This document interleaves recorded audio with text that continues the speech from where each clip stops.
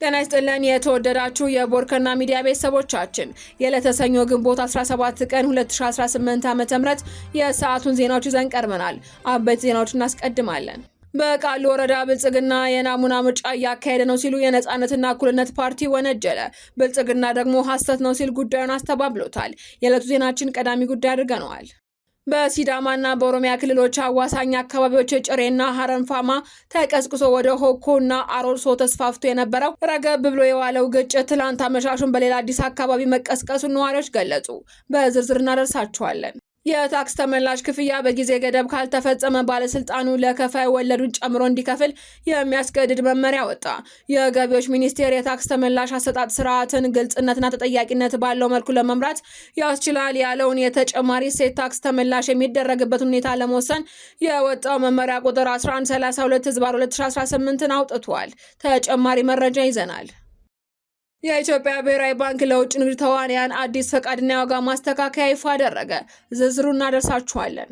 ዜናዎቻችን በዝርዝር እናቀርባለን። በቅድሚያም በቃሉ ወረዳ ብልጽግና የናሙና ምርጫ እያካሄደ ነው ሲል የነጻነትና እኩልነት ፓርቲ ወነጀለ። ብልጽግና ደግሞ ሐሰት ነው ሲል አስተባብሏል። በአማራ ክልል ደቡብ ወሎ ዞን በቃሉ 2 ምርጫ ክልል ለሕዝብ ተወካዮች ምክር ቤት በእጩነት የቀረቡ የነጻነትና እኩልነት ፓርቲ ተወዳዳሪ በምርጫ ቅስቀሳ ወቅት ህገወጥ የተጽዕኖ ማሳደር ድርጊቶችና የማስፈራሪያ ሁኔታዎች እያጋጠሟቸው መሆኑን ገልጸዋል። ሁሴን አደም ሐሰነ ፓርቲውን ወክለው ለሕዝብ ተወካዮች ምክር ቤት እጩ እንደሆነ የገለጹት ተወዳዳሪው በተለይም በገጠር ቀበሌዎችና በከተሞች በዲሞክራሲ መንገድ ለምርጫ ምቹና ነጻ የሆኑ ሁኔታዎች እየተመናመኑ መሆኑን ተናግረዋል። አክለውም ለምርጫ ቅስቀሳ በሚሰማሩበት ወቅት ከተለያዩ የህብረተሰብ ክፍሎች በኩል እኛ እኮ መርጠን ጨረስን እናንተ አልሰማችሁም እንዲህ የሚል ጥያቄ እየቀረበላቸው መሆኑን ተናግረዋል። ሁሴን በገጠር ቀበሌዎች አካባቢ የምርጫ ቅስቀሳ በሚያደርጉበት ወቅትም በየአዳራሹ ህዝቡን በመሰብሰብ የናሙና ምርጫ በሚል ስም ዜጎች ገዢው ፓርቲን ብቻ እንዲመርጡ ግልጽ የሆነ ተጽዕኖ እየተደረገባቸው ይገኛል ሲሉ ገልጸዋል። ቅጹን በኮምፒውተር አዘጋጅተው እዛው አዳራሽ ውስጥ ለህዝቡ በማሳየት የምትመርጡት ምልክት እዩ በማለትም አስገዳጅ በሆነ መልኩ እንዲለማመዱ እየተደረጉ ነው ሲሉም ከየቀበሌ የደረሳቸውን መረጃ በመጥቀስም ተናግረዋል። በተጨማሪም በኮምቦልቻ ከተማና እሳቸው በሚወዳደሩባቸው ሌሎች አካባቢዎችም ጠፉ የምርጫ መወዳደሪያ ምልክቶቻቸው በገዢው ፓርቲ አባላት እየተቀደዱና እየተገነጠሉባቸው መሆኑን አስረድተዋል። የቃሉ ወረዳ ብልጽግና ፓርቲ ቅርንጫፍ ጽህፈት ቤት ኃላፊ አደም አብዱ በበኩላቸው ፓርቲያቸውን እያደረገ ላለው እንቅስቃሴ ምርጫ ቦርድ በሚፈቅደውና በሚያዘው መሰረት ነው በማለትም በተቃዋሚ ፓርቲዎች የተነሳባቸውን ክስ በፍጹም እንደዚህ አይነት ነገር የለም እንዲኖርም አንፈቅድም በማለትም ምላሽ ሰጥተዋል። አደም አክለውም አሁን ላይ ተፎካካሪ ፓርቲዎች ጭምር የምረጡ ቅስቀሳ እያካሄዱ መሆኑን በመግለጽ የፓርቲው አባላት እንዲህ አይነት ተግባራትን እንዳይፈጽሙ ቅድመ ግንዛቤ መፍጠራቸውንም ጠቅሰዋል። መራጮች እንዴት መምረጥ እንዳለባቸው ማስተማር ያለበት ምርጫ ቦርድ ነው ያሉት ኃላፊው እኛ እንዴት ይህንን እንሰራለን በማለትም ጥያቄ አዘል ምላሽ ሰጥቷል። እጩ ተወዳዳሪው በተለይም በህዝብ መጠቀሚያ የሆኑ የጋራ ምሰሶዎች ላይ የለጠፏቸው ምልክቶችም ሆን ተብለው እየተመረጡ እንደሚቀደዱባቸው አስታውቀዋል። የእነፓ ሁሴን አክለውም ከገርባ አዳሜ የተባለ ቦታ ድረስ ባለፈው ሳምንት ሲለጥፉት ቆይተው ሙሉ ለሙሉ እንደተቀደደባቸውም አንስተዋል። በተጨማሪም አንዳንድ ቦታዎች ላይ ሚሊሻዎች ጭምር እንደሚቀዱባቸው አንስተዋል። ትላንት የለጠፍኩት ዛሬ ገንጥለው ታገኘሁት በአንዱ የብልጽግና ቀበሌ ፊት ለፊትም ባለው ምሰሶ ላይም እንዲሁ 2 ምልክቶች ተቀደውብኛል ያሉት ተወዳዳሪው ይህ ድርጊት ሆን ተብሎ ተቃዋሚዎችን ለማዳከም የሚደረግ መሆኑን ገልጸዋል። ነፓ ያነሳቸውን የብልጽግና ፓርቲ ኃላፊው በፍጹም እኛ እንዲህ አይነት አካሄድ አንሄድም ብለዋል። የምናደርገው ምንድነው? አባላቶቻችን በተለይ በሰላማዊ ሰልፍ በድጋፍ ሰልፎች እያገናኘን እያስተማርን ያለው የምናደርገው ምንድነው? አባላቶቻችንን በተለይ በሰላማዊ ሰልፍ በድጋፍ ሰልፎች እያገናኘን እያስተማርን ያለ ነው። የምናስተምረው ደግሞ የፓርቲያችንን እስካሁን በሂደት የሰራቸውን ስራዎችና ወደፊት ያቀዳቸውን ማኒፌስቶች ነው በማለትም ምላሽ ሰጥተዋል። ይህን ያለው ተቃዋሚ ፓርቲው የተሳሳተ መረጃ ለማቅረብ ጥረት እያደረገ ይመስለኛል ሲል ውድቅ አድርገውታል። ይህ በእንዲህ እንዳለ የነፓ ተወዳዳሪ በአሁኑ ወቅት በአካባቢው ነጻና ፍትሃዊ ምርጫ ለማድረግ የሚያስችል ምቹ ሁኔታዎች 100% የሉም ሲልም ተናግረዋል። በዛሬው ዕለት ማስቻይ ሁኔታ ስለሌለ በሚል ራሳቸውን ከምርጫ ለማግለል ለፓርቲያቸው እንዳሳወቁ ተናግረዋል። ጉዳዩን ለአካባቢ የምርጫ አስፈጻሚዎችም ሆነ ለሚመለከታቸው አካላትም ቅሬታቸውን ለማቅረብ እየተንቀሳቀሱ መሆኑን አንስተዋል። ምርጫ ቦርድ በቃሉ ወረዳ ተፈጸመ ስለተባለው የምርጫ ሂደትም የሰጠው ይፋዊ ማብራሪያ የለም። የሃማሾ ቦረና ነዋሪ እኛም ጋር ስጋት ነበር፣ በመጨረሻ የተፈራው ደርሶ ግጭት ተቀስቅሷል ሲሉ ተናገሩ። በሲዳማና በኦሮሚያ ክልሎች አዋሳኝ አካባቢዎች ጭሬና ሀረምፋማ ተቀስቅሶ ወደ ሆኮና ሬርሶ ተስፋፍቶ የነበረው ዛሬ ረገብ ብሎ የዋለው ግጭት አመሻሹን በሌላ አዲስ አካባቢ ግጭት መቀስቀሱን ነዋሪዎች ገልጸዋል።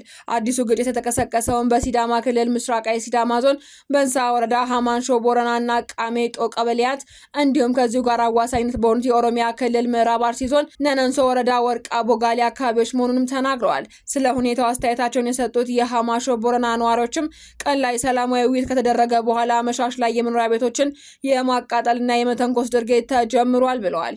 ምሽት 1 ሰዓት አካባቢም የተቀሰቀሰው ይኸው ተኩስ ምሽት 2 ሰዓት ገደማ ጋብ ማለቱን የጠቀሱት ነዋሪዎቹ በርካታ ሰዎች ቀያቸውን ለቀው እየሸሹ እንደሚገኙና ለቀጣዩ ቀንም ከፍተኛ ስጋት እንዳላቸው አስረድተዋል። አካባቢው ከዚህ ቀደም ተደጋጋሚ ግጭቶች የሚስተዋሉበት መሆኑ የጠቆሙት አስተያየት ሰጪዎቹ ቀደም ባሉት ቀናትም በሌሎች አዋሳኝ አካባቢዎች ግጭት ሲነሳ እዚህም ስጋት እንደነበርና በመጨረሻም የተፈራው መድረሱን ገልጸዋል።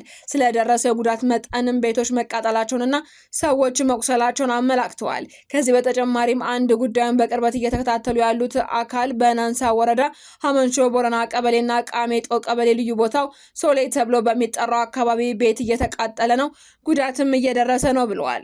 ጉዳዩን በተመለከተም የበንሳ ወረዳ አስተዳዳሪ አቶ ከበደ ፉዬ የአርሶ አደር ቤት መቃጠሉን የሚጠቁሙ መረጃዎች ደርሰውኛል ብለዋል። አስተዳዳሪው ስለ ግጭቱ ዝርዝር ሁኔታ መረጃን ለማጣራትም ወደ ስፍራው አመራር መላካቸውን ጠቅሰው የተጣራው መረጃ ለሕዝብ ይደረጋል ሲሉ ተናግረዋል። በቅርቡ በኦሮሚያ ክልል ምስራቅ ጉጂ ዞን ሀረምፋማ ወረዳና በሲዳማ ክልል ምስራቃዊ ሲዳማ ዞን ጭሬ ሆኮና ኦሮርሶ ወረዳዎች አዋሳኝ አካባቢዎችም ተቀስቅሶ የነበረውና ለሰዎች ሕይወት መጥፋት ምክንያት የሆነው ግጭት አሁን ላይ መረጋጋቱ ተገልጾ ነበር። በአካባቢው የነበረው ግጭት አሁን ላይ የተኩስ ድምፅ ወደማይሰማበት አንጻራዊ ሰላም ተቀይሯል ሲሉም ተናግረው ነበር። መከላከያ ከገባ በኋላ ሆኮ፣ ግራንጃም፣ አራርሶና የጥይት ተኩስ የለም ያሉት አንድ የአካባቢው ነዋሪ በርካታ ሰዎች ከመኖሪያ ቀያቸው ተፈናቅለው በየትምህርት ቤቱና በየእምነት ተቋማቱ ተጠልለው እንደሚገኙም ገልጸዋል። በግጭቱ ምክንያትም የተፈናቀሉ የሆኮ ግርጃ ነዋሪዎችም ግጭቱን ጉቦ ሄማ መነሳቱን ከጉጂ ጎረቤቶቻቸው ጋር በጋራ ነበር የሰማነው። በሁለቱ ቀናት ማታ ከሌላ አካባቢ የመጡ ሰዎች የተኮሱ ቤት ማቃጠል ሲጀምሩ ነፍሳችንን ለማስመለጥ ራሳችንን ብቻ ይዘን ሸሸን ሲሉም ተናግረዋል። አሁን መረጋጋት እየታየ ነው ካሉ በኋላ ስጋት አለብን። አንዳንድ ቤቶችም ያሉበት ቦታ መልክዓ ምድር መከላከያ ሰራዊት ካለበት አካባቢ ብዙ ይርቃል። ከሌላ አካባቢ መጥቶ ጥቃት የመፈጸሙ ኃይሎችም ከአካባቢው መውጣታቸው ባልተረጋገጠበት ወደ ቀያችን መመለስ ያስፈራናል ብለዋል። የሲዳማ ክልል ሰላምና ጸጥታ ቢሮ በፌስቡክ ገጹ ባሰራጨው መረጃ በገበያ ላይ በድንገት ተነስቶ በሲዳማ ክልል ጭሬ፣ አሮርሳና ሆኮ ወረዳዎችን እና በኦሮሚያ ክልል ምስራቅ ጉጂ ዞን ሀራምፋማ ወረዳ አዋሳኝ አካባቢዎች ተስፋፍቶ የነበረው ግጭት የፌዴራል ፖሊስና ሀገር መከላከያ ሰራዊት በየአካባቢው በመግባታቸው ግጭቱ ሙሉ በሙሉ መቆሙን አስታውቋል። በግጭቱ ምክንያት በሁለቱም ወገኖች በሰው ሕይወትና ንብረት ላይ ጉዳት የደረሰ መሆኑንና ከቀያቸው የተፈናቀሉ ዜጎች ወደ ቀያቸው እስኪመለሱ ድረስም አስፈላጊውን የምግብና የቁሳቁስ ድጋፍ እንደሚደረግላቸው ገልጸዋል። ዘላቂ ሰላምን ለማስፈንና ዳግም ተመሳሳይ ግጭቶች እንዳይከሰቱ የሀገር ሽማግሌዎችና የሃይማኖት አባቶች ያሳተፈ የእርቅ ሰላም ስራ በትኩረት እንዲሰራ ማስታውቀዋል። የታክስ ተመላሽ ክፍያ በጊዜ ገደብ ካልተፈጸመ ባለስልጣኑ ለከፋይ ወለዱን ጨምሮ እንዲከፍል የሚያስገድድ መመሪያ ወጣ። የገቢዎች ሚኒስቴር የታክስ ተመላሽ አሰጣጥ ስርዓትን ግልጽነትና ተጠያቂነት ባለው መልኩ ለመምራት ያስችላል ያለውን የተጨማሪ እሴት ታክስ ተመላሽ የሚደረግበት ሁኔታ ለመወሰን የወጣ መመሪያ ቁጥር 1132/2018 አውጥቷል። ይህ አዲስ መመሪያ የወጣውም ቀደም ሲል የነበረውን የታክስ አዋጅ ተሽሮ በአዲሱ የተጨማሪ እሴት ታክስ አዋጅ ቁጥር 1341 ህዝባር 2016 መተካቱን ተከትሎ ሲሆን ዋና ዓላማውም የታክስ ተመላሽ አገልግሎትን የታክስ ከፋዮችን የስጋት ደረጃ መሰረት ባደረገ መልኩ ዘመናዊ ለማድረግ ነው ተብሏል። መመሪያው የታክስ ተመላሽ ጥያቄን የሚያቀርቡ ከፋዮች በሶስት ዋና የስጋት ደረጃዎች የሚከፍሉ ሲሆን ይህም የኦዲትና የማጣራት ስራውን በታማኝ ከፋዮች ላይ የሚፈጥረውን እንግልት ለመቀነስ ያለመ ነው ይላል። በዚህ መሰረትም ዝቅተኛ የስጋት ደረጃ ያላቸው ከፋዮች ሰፊ ኦዲት ሳይደረግባቸው በተፋጠነ ሁኔታ ተመላሽ የሚያገኙበት ስራ ሲዘረጋ ሲዘረጋ መካከለኛና ከፍተኛ የስጋት ደረጃ ላይ የሚገኙ ከፋዮች ደግሞ እንደ ሁኔታው ዝርዝር ጥብቅ የሰነድ ማጣራት እንዲሁም የኦዲት ምርመራ ይደረግባቸዋል ተብሏል። ይህም በመንግስት ገቢ ላይ ሊፈጥር የሚችለውን አሉታዊ ተጽዕኖ ለመከላከልና ተገቢውን የታክስ ተመላሽ ለትክክለኛው ከፋይ መድረሱን ለማረጋገጥ ይረዳል ተብሏል። በመመሪያው ዝርዝር አፈጻጸም መሰረትም በዜሮ የማስከፈል ልክ ምርቶቻቸውን ወደ ውጭ ለሚልኩ አምራቾች፣ ለኢትዮጵያ ብሔራዊ ባንክ ወርቅ ለሚያቀርቡና ከ100 ሚሊዮን ብር በላይ የካፒታል ዕቃ ግዢ ለሚፈጽሙ ከፋዮች ልዩ ትኩረት ሰጥቷል። በተለይ በኢንዱስትሪ ሚኒስቴር ተመርጠው ወደ ውጭ ላኪነት የተሰማሩ አምራቾች ምርታቸውን ወደ ውጭ ከመላካቸው በፊት በሀገር ውስጥ ለገዟቸው ግብዓቶች የከፈሉትን ታክስ በ7 ቀናት ውስጥ የሚመለስበት የተፋጠነ የተመላሽ ስርዓት ተዘርግቷል። ሌሎች መደበኛ የተመላሽ ጥያቄዎች ደግሞ አስፈላጊውን ማጣራት ተደርጎባቸው በ45 ቀናት ውስጥ ውሳኔ እንዲያገኙ በመመሪያው ተደንግጓል። የታክስ ተመላሽ ጥያቄ የሚያቀርቡ አካላት ሊያሟሏቸው የሚገቡ ጥብቅ ቅድመ ሁኔታዎችም በመመሪያው የተካተቱ ሲሆን ከነዚህም መካከል ግብይቱ የተፈጸመባቸው ህጋዊ ኦሪጂናል ደረሰኞች፣ የባንክ ክፍያ ማረጋገጫዎችና ሌሎች ተያያዥ ሰነዶች ይገኙበታል። መመሪያው በተለየ ሁኔታ ካስቀመጣቸው ነጥቦች መካከልም ከሐምሌ 1 ቀን 2017 ዓ.ም ጀምሮ ከ50 ሺህ ብር በላይ የሆኑ ማንኛውም ግብይቶችን በባንክ በኩል ካልተፈጸሙና የጥሬ ገንዘብ ግብይት ገደብን ካለፉ ለታክስ ተመላሽ ጥያቄ ተቀባይነት እንደማይኖራቸውን በግልጽ አስፍሯል። የታክስ ባለስልጣኑ ወይንም ገቢዎች ሚኒስቴር ተመላሽ ሊደረግ የሚገባውን ገንዘብ በህጉ በተቀመጠው የጊዜ ገደብ ውስጥ ሳይከፍል ከዘገየ ለከፋዩ የወለድ ክፍያ የመክፈል ግዴታ የሚኖርበት መሆኑንም መመሪያው ያዛል። ወለዱ የተመላሽ ሂሳብ መክፈል ከነበረበት አግባብነት ካለው ጊዜ መጨረሻ ጀምሮ ተመላሹ ሂሳብ እስከተከፈለበት ድረስ ላለው ጊዜ የሚሰላ ሲሆን የወለድ ምጣኔውን በኢትዮጵያ ውስጥ የሚገኙ ባንኮች የንግድ ብድር የሚሰጡበት ከፍተኛ የወለድ ምጣኔ መሰረት ይሆናል ተብሏል። ወለዱን ለመክፈልም አግባብ ላለው ፍርድ ቤት ቀርቦ የተሰጠ ውሳኔ ማስረጃ በማያያዝ ውሳኔውን በተሰጠበት በ6 ወራት ጊዜ ውስጥ መቅረብ አለበት። በተጠቀሰው ጊዜ ውስጥ ያልቀረበ ጥያቄው መብቱ እንደተተወ እንደሚቆጠር መመሪያው ደንግጓል። ይህ መመሪያም በፍትህ ሚኒስቴር ተመዝግቦ የጸደቀ መሆኑን የገቢዎች ሚኒስቴር አረጋግጧል። የኢትዮጵያ ብሔራዊ ባንክ ለውጭ ንግድ ተዋንያን አዲስ ፈቃድና የዋጋ ማስተካከያ ይፋ አደረገ።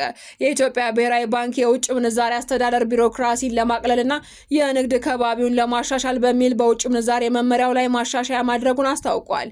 በአዲሱ መመሪያ መሰረትም የውጭ ምንዛሬና የቁጠባ አካውንት ያላቸው ተቋማት ያለ ብሔራዊ ባንክ ቅድመ ፍቃድ የስራ ማረጋገጫ ሰነድና በሰነድ ማረጋገጫ ክፍያ በባንኮች በኩል ማጽደቅ ይችላል ተብሏል። በተጨማሪም እነዚህ ተቋማት ያለ ባንኮች ቅድመ ፈቃድ የዕቃ ጭነት ትዕዛዝ ማስተላለፍ የሚችሉ ሲሆን ክፍያው ግን ሰነዶችን በማረጋገጥ ላይ የተመሰረተ ይሆናል ተብሏል። በሌላ በኩል ብሔራዊ ባንክ በኤልሲ ግብይቶች ላይ የሚጣሉ ክፍያዎችን ከዓለም አቀፍ አሰራር ጋር ለማስተሳሰር የዋጋ ማስተካከያ አድርጓል። በዚህ መሰረት የኤልሲ አገልግሎት ክፍያዎች በአመታዊ ተመን ተሰልተው እንደ ኤልሲው አገልግሎት ዘመን በቪሶ የሚታሰቡ ይሆናል ተብሏል። ይህም የአስመጭና ላኪዎችን የግብይት ወጪ በመቀነስ የውጭ ንግድ ተወዳዳሪነትን ያሳድጋል ተብሏል። አድማጮቻችን፣ የሰዓቱ ዜናዎቻችን ተጠናቀዋል። ስለተከታተላችሁ እናመሰግናለን። ሰላም።